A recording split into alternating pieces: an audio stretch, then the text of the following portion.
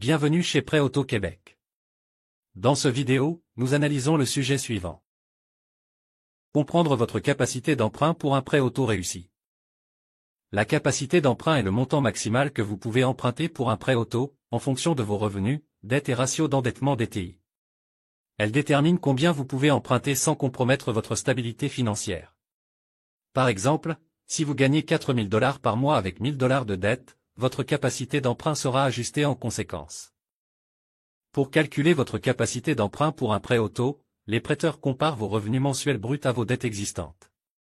Par exemple, si vous gagnez 5 000 $ par mois et avez 1 500 $ de dette, ce montant est soustrait de vos revenus pour déterminer ce que vous pouvez consacrer à un nouveau crédit automobile. Le ratio d'endettement DTI est ensuite calculé pour s'assurer qu'il reste en dessous de 36%. Les prêteurs évaluent généralement votre capacité à rembourser un prêt auto en se basant sur vos revenus bruts, qui représentent votre salaire avant déduction comme les impôts et les cotisations. Par exemple, avec un revenu brut de 5 000 $ par mois, les prêteurs peuvent estimer que vous pouvez allouer 1 500 $ au paiement d'un crédit auto. Cependant, les revenus nets, qui tiennent compte des déductions, sont plus représentatifs de votre capacité à gérer les paiements. La stabilité de votre emploi joue un rôle crucial dans l'obtention d'un prêt auto.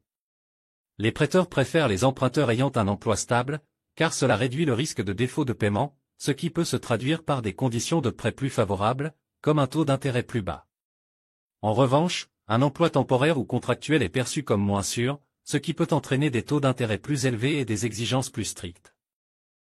La capacité d'emprunt maximale est le montant qu'un prêteur peut vous accorder pour un prêt auto, tandis que l'emprunt recommandé est plus prudent, tenant compte de votre budget et des imprévus. Par exemple, même si vous pouvez emprunter 30 000 $, il peut être plus sage de n'emprunter que 20 000 $ pour éviter le surendettement et maintenir une flexibilité financière. Cela permet de gérer des paiements plus abordables tout en vous préparant pour l'avenir. Pour optimiser votre capacité d'emprunt pour un prêt auto, augmentez vos revenus, réduisez vos dettes et maintenez un bon dossier de crédit. Par exemple, consolidez vos dettes pour améliorer votre ratio d'endettement, versez un acompte plus important, ou allonger la durée du prêt pour des paiements plus abordables. Un bon score de crédit vous permettra d'obtenir de meilleures conditions, comme un taux d'intérêt plus bas.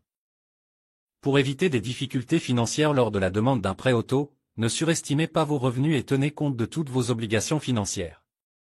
Ne basez pas votre capacité d'emprunt sur vos revenus bruts sans considérer vos dépenses et dettes actuelles.